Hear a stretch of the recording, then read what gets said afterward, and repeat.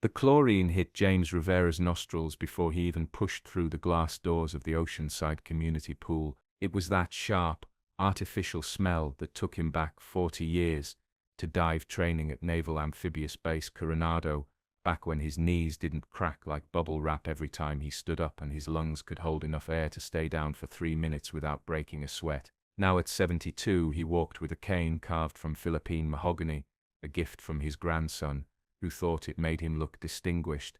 James thought it made him look exactly what he was, old. The late afternoon sun cut through the skylights in golden shafts, illuminating the lazy swimmers doing their recreational laps, the kids splashing in the shallow end, and the group of college-age lifeguards who lounged near their stations like they were posing for a magazine shoot. He'd called ahead to reserve lane 6 for an hour, the one closest to the deep end where the pool dropped to 12 feet.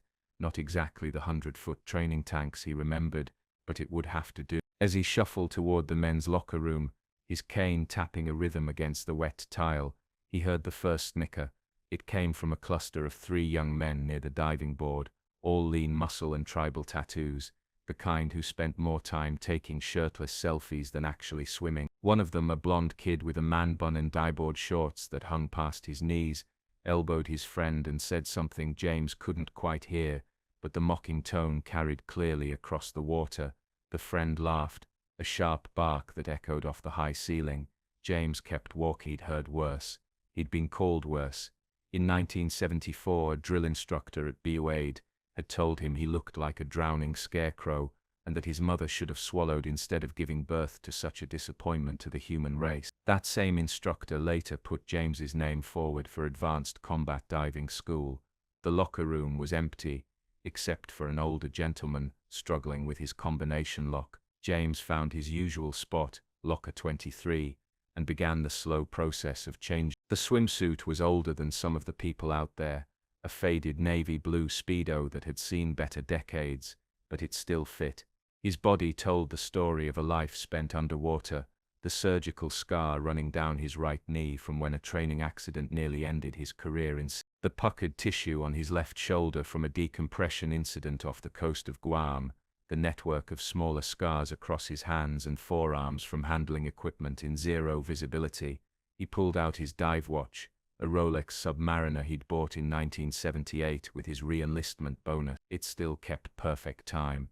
The old gentleman finally got his locker open and glanced over. "Takes courage to get in the water at our age," he said with a friendly nod. James smiled politely, but didn't respond. Courage had nothing to do with it.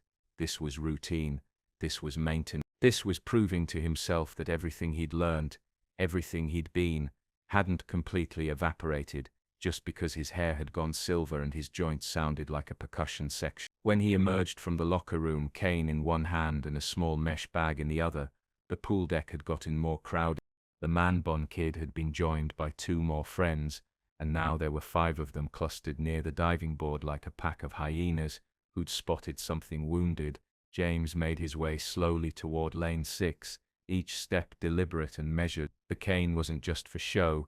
His right hip had been giving him trouble since last winter, and without it, he'd have a pronounced limp that made him feel even more vulnerable than he already did. "Hey Grandpa, you sure you're at the right place?" one of them called out, a stocky guy with a chest tattoo of a lion.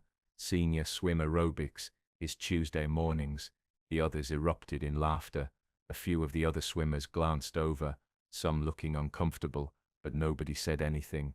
That was the way of the world now. Everyone had a camera in their pocket and an opinion on the internet, but nobody wanted to actually get involved when something happened right in front of them. James reached the edge of lane 6 and carefully lowered himself to sit on the pool deck, legs dangling into the water. The temperature was perfect, probably 82 degrees, kept warm for the recreational crowd, nothing like the 60-degree shock of the Pacific or the bathwater temperatures of the South China Sea. He set his cane down beside him and opened his mesh bag, pulling out a small weight belt and a pair of ancient fins.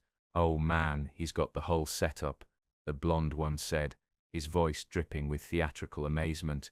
"Dude's gonna go deep sea diving in a community pool." More laughed. One of them had his phone out now, clearly recording. James could see the red light of the camera pointed in his direction. That was fine, let them record. He'd been filmed before during training exercises and combat operations that remained classified to this day. A kid with an iPhone didn't intimidate him. He strapped the weight belt around his waist, just 8 pounds, enough to help him stay down without fighting buoyancy, but not enough to tire him out. Then he slipped the fins on over his feet, working them carefully over the bunions and calluses that came with 7 decades of wearing boots, shoes and fins. Is he serious right now? Another voice chimed in. Someone should call a lifeguard before he hurts himself. A female lifeguard, maybe 19 years old, with her hair in a tight ponytail, actually started walking over, concern evident on her face. James held up a hand. I'm fine, miss. Been doing this longer than you've been alive. She hesitated, clearly torn between her duty to ensure safety and not wanting to seem ageist. Sir, are you sure? The pool can be deceptive, and if you have mobility issues, I appreciate your concern, James said, his voice calm but firm. I'll be swimming underwater for approximately 5 to 7 minutes. I won't be surfacing during that time. I'm telling you now so you don't panic and jump in after me. Her eyes widened. Sir, that's not possible. The pool rules state that trained divers can reserve lanes for breath hold practice with advance notice, which I provided when I called this morning and spoke to your manager, Derek. He pulled a laminated card from his bag and handed it to her. Here's my certification. I'm a master diver with over 40 years of experience. She looked at the card, her expression shifting from concern to confusion to something like awe. This says you're a Navy diver, like military. Retired, James confirmed, but the lifeguard was still processing this information when the blonde kid with the man bun walked over, his friends trailing behind him like remorser following a shark. Up close, James could see he was probably 23 or 24, with the kind of confidence that came from never having been truly tested by life. Navy diver, huh? The kid said, his tone making it clear he didn't believe it for a second. So what, you swam around looking for lost anchors or something?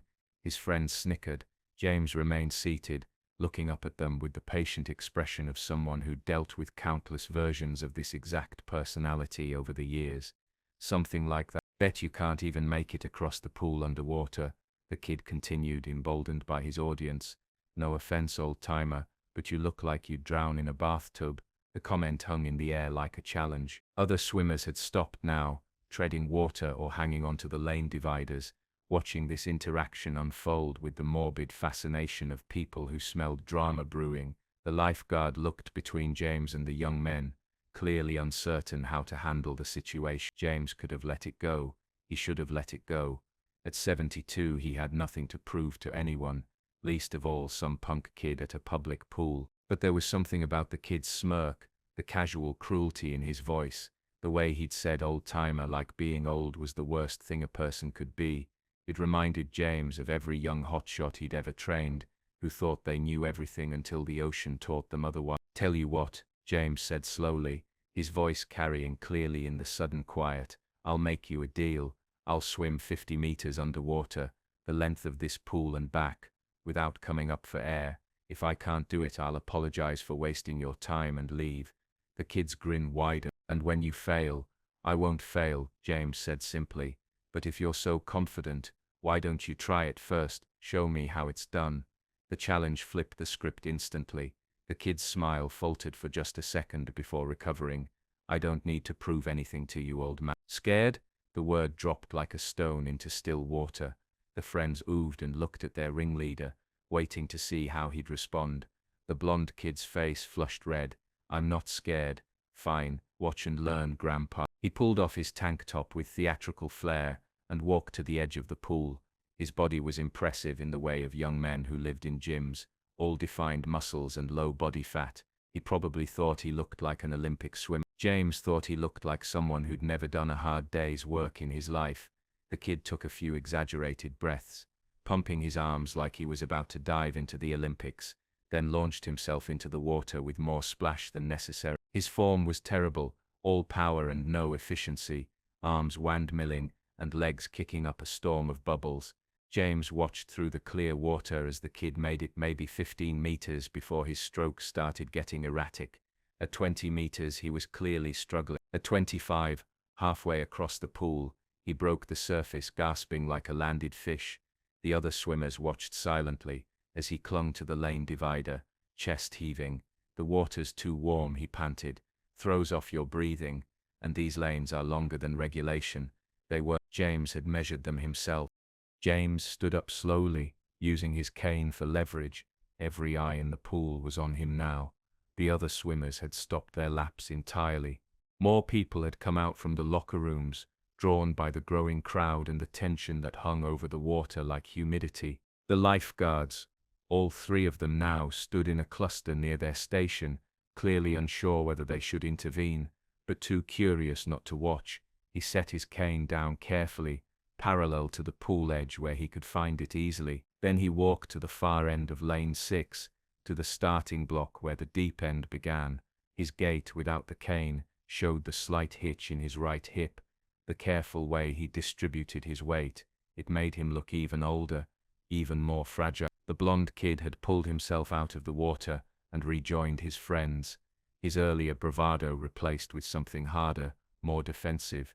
"This is stupid," he muttered, loud enough for others to hear. "Someone's gonna have to fish him out when he passes out down there." James ignored him. He had a process, a routine he'd followed for 5 decades, and he wasn't about to rush it now for an audience. He sat down on the starting block and began a series of stretches, working through each muscle group with methodical precision. His hamstrings, still surprisingly flexible from years of yoga that his doctor had recommended for his hip. His shoulders, rotating them slowly to warm up the old injury. His neck, tilting it side to side. The crowd watched in silence as this old man with silver hair and a scarred body went through what looked like a ritual, and that's exactly what it was. Before every dive, before every mission, before every training exercise, James had done this. It centered him. It reminded his body what was about to be asked of it. Then came the breathing. James closed his eyes and began the pranayama techniques he'd learned from an Indian Navy diver in 1982 during a joint training exercise off the coast of Mumbai. Slow, controlled breaths that expanded his diaphragm fully, oxygenating his blood, preparing his body for the oxygen deprivation to come. 4 seconds in, through the nose, hold for 2. 8 seconds out, through the mouth, hold for 2. Repeat. His heart rate began to slow. The pool noise faded into background static. He could feel his body shifting into that familiar state, the one where physical discomfort became something observed rather than experienced, where time stretched and compressed simultaneously. 20 breaths. 30. His chest rose and fell with mechanical precision. Somewhere in the background he heard someone whisper, "What is he doing?" And another voice respond, "Some kind of meditation thing, I think." 40 breaths. 50. His fingers tingled slightly as his blood became saturated with oxygen. His vision seemed to sharpen even with his eyes closed, some trick of perception that came with the altered state. This was the part civilians never understood about military diving. It wasn't about being tough or macho, or proving something. It was about complete, absolute control over every system in your body, your breath, your heart rate, your buoyancy, your movement, your mind. In the underwater world, panic killed faster than any shark or equipment failure. The divers who survived were the ones who could stay calm when every instinct screamed at them to surface, to breathe, to escape. James had watched men fail this test. He'd pulled bodies out of training tanks when that control slipped and panic took over. He'd held dying men in his arms when equipment malfunctioned, and there was no time to reach the surface. He'd learned, through trial and terror, and endless repetition, how to override the most fundamental human instinct, the desperate need to. James opened his eyes. The world snapped back into focus with crystalline clarity. He could hear individual conversations now, the nervous murmur of the crowd, the hum of the pool filtration system, the distant sound of traffic outside. He stood up slowly, walked to the very edge of the pool, where the water met tile, and without any fanfare or dramatic gesture, he simply stepped off into the deep end. There was barely a splash. His entry was so clean, so controlled, that it looked almost supernatural. The water closed over his silver hair, and he sank straight down to the bottom, 12 feet below. through the clear, chlorinated water.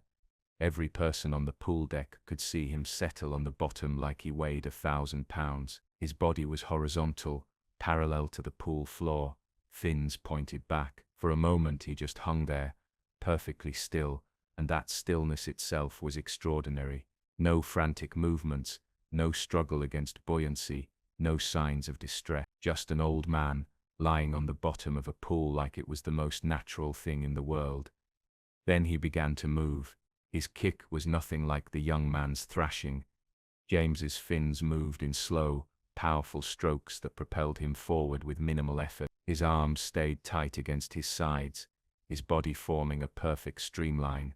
He looked less like a human swimming and more like a seal gliding through its natural element. The underwater lights cast rippling patterns across his body as he moved through lane 6, covering the 25-meter length of the pool with methodical precision. The crowd on the deck moved with him, people actually jogging along the pool edge to keep him in sight. The lifeguards stood frozen, watching this impossible thing unfold.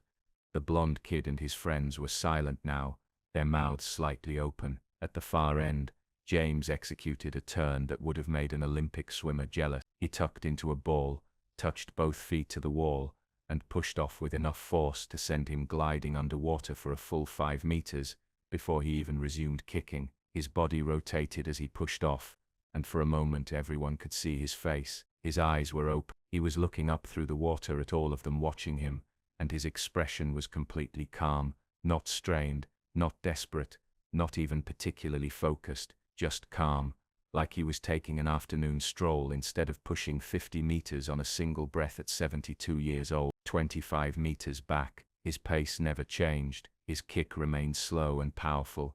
There was no increase in speed that would indicate growing desperation for air, no frantic movements as CO2 built up in his blood. At 40 meters, someone in the crowd started counting out loud. 41, 42, 43, the voice was awed, almost reverential. James could hear them through the water, their voices distorted and distant. His lungs were beginning to burn now, that familiar sensation that started as a gentle pressure and would grow into a screaming demand. But he'd learned long ago how to observe that sensation without reacting to it. The pain was real, but it wasn't an emergency. It was just information. His body was telling him it wanted to breathe. Fine. Note, but wanting to breathe and needing to breathe were two different things, and James Rivera knew exactly where that line was. He'd been right up against it hundreds of times. 45 meters, the turn at the wall again, another perfect push-off. Now he was heading back toward where he'd started, toward lane 6's starting end, toward the crowd that had swelled to include nearly everyone in the facility. Even people from the lobby had come in to see what the commotion was about. At 47 meters, James felt the first real warning signs. His peripheral vision was starting to narrow slightly. That tunnel vision effect that came when oxygen levels dropped too low. His heart was pounding now, trying to extract every molecule of oxygen from his blood. The burning in his chest had graduated from uncomfortable to genuinely painful. But he'd been here before. This was the place where your body screamed at you, that you were dying, that you needed to surface immediately, that one more second would be fatal, and it was all lies. Well, mostly lies. The human body had reserves beyond what the conscious mind believed possible. James had learned to access those reserves through training, so brutal it would be illegal today. Week-long exercises where they'd kept him underwater until he passed out, then revived him and sent him back down. Deliberate oxygen deprivation until his vision failed and his muscles seized. They'd called it stress inoculation. They'd called it building mental toughness. Mostly, they'd been teaching him that the panic was a liar. 48 meters. His kick was slowing now, not from lack of will, but from simple physiology. His muscles were beginning to protest the lack of oxygen, the buildup of lactic acid. Every fiber in his legs burned with the effort of continuing. On the pool deck, the counting had stopped. Everyone was just watching in complete silence, holding their collective breath as this old man, with the cane, pushed himself beyond what seemed humanly possible. The lifeguard had her rescue tube in her hands, ready to jump in at the first sign of distress. One of the other swimmers, an older woman who'd been doing laps in the next lane, had tears streaming down her face, though she couldn't have explained why. There was something profound happening here, something that transcended the simple physical act of swimming underwater. It was a statement, a refusal, a declaration that age might take your speed and your strength and your joints that didn't crack, but it couldn't take everything, not if you refused to let it. 49 meters.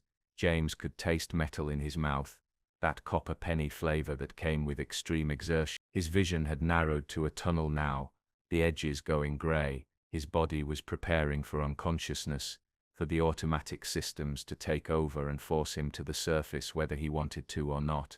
But not yet, not for one more meter, not when he could see the wall approaching, when he could see the crowd's legs and feet dangling in the water at the surface, when he was so close to proving what he'd come here to prove, not to them, to himself, that he was still that the core of who James Rivera was, hadn't been diminished by time and age, and a body that creaked like an old ship. 50 meters. His hand touched the wall.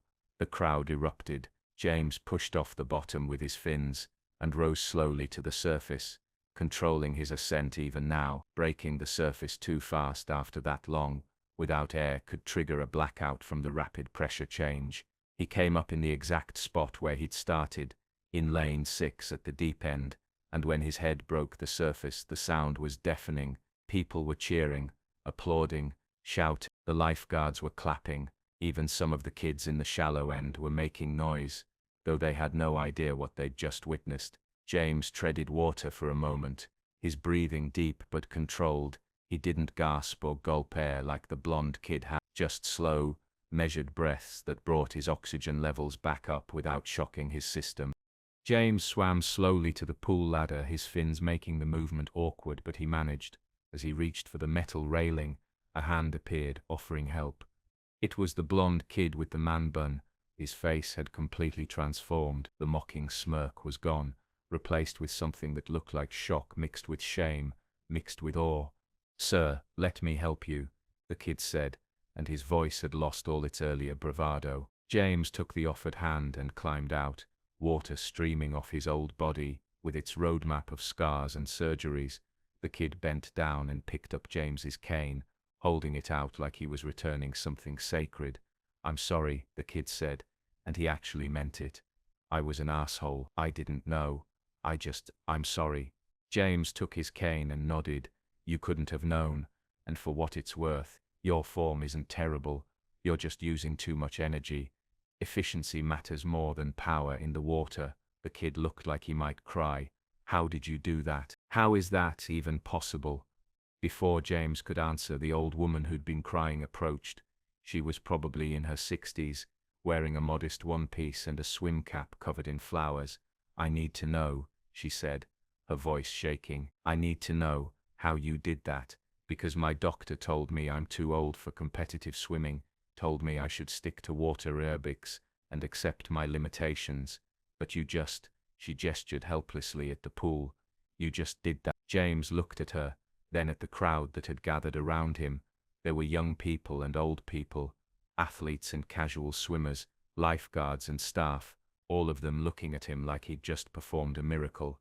And maybe to them he had. Maybe in a culture that worshipped youth and dismissed age as nothing but decline and loss, watching a 72-year-old man do something that most 20-year-olds couldn't do was a kind of miracle. "I did it because nobody told me I couldn't," James said or more accurately, plenty of people told me I couldn't, but I decided they were wrong. Every day, I wake up and I'm sore, and my hip hurts, and I need this cane to walk without looking like an extra from a zombie movie. Every day, I feel old. But feeling old and being old are different things. Being old means you stop trying, and I'm not ready to stop trying." The woman wiped her eyes and nodded. The blonde kid extended his hand. "I'm Connor, and I really am sorry for being such a dick. Could you maybe show me how to do what you did? Not the 50 meters thing. I get that that's years of training. But just the breathing, the control." James shook his hand. Connor's grip was firm but respectful now, nothing like the aggressive posturing from earlier. "Control is exactly right. Come back next week, same time. I teach freediving basics to anyone who wants to learn, have for years. Usually I get maybe 2 or 3 people. Something tells me next week's class might be a bit bigger. A ripple of laughter went through the crowd. Several people immediately started asking when, what time, did they need to bring anything, could they sign up. The lifeguard who'd first approached James came over, still holding her clipboard. "Sir, I think I owe you an apology too. When you said 7 minutes I thought you were confused or maybe suffering from dementia or something. That was ageist of." James was sitting on a bench near the locker rooms 20 minutes later, changed back into his civilian clothes, a faded polo shirt and khaki pants that had seen better days. His hair was still damp, and his body ached in that good way that came from pushing it to its limits. Connor sat next to him, along with 2 of his friends who'd been part of the mocking group earlier. They looked appropriately embarrassed but also genuinely curious. "So you really did this in the Navy?" Connor asked. "Like this was your job?" James nodded. "Combat diving. We did everything from underwater demolitions to reconnaissance to recovery operations. Places and things I still can't talk about, even 50 years later. But yes, holding your breath underwater was a fundamental skill. Sometimes your life depended on staying quiet and staying down. Bubbles could give away your position. Coming up for air could get you killed, so you learned to push past what you thought was possible." One of Connor's friends, a quiet guy with glasses who'd barely spoken before, leaned forward. "Why do you still do it though? I mean, you're retired, you don't have to prove anything anymore." It was a good question. James had asked himself the same thing on plenty of mornings when his body protested, even getting out of bed, because the moment I stop is the moment I become everything people expect an old man to be: weak, limited, forgettable. I'm not ready for that. My wife died 3 years ago. Cancer. She fought until the very end, never gave up, never stopped being herself, even when her body was failing.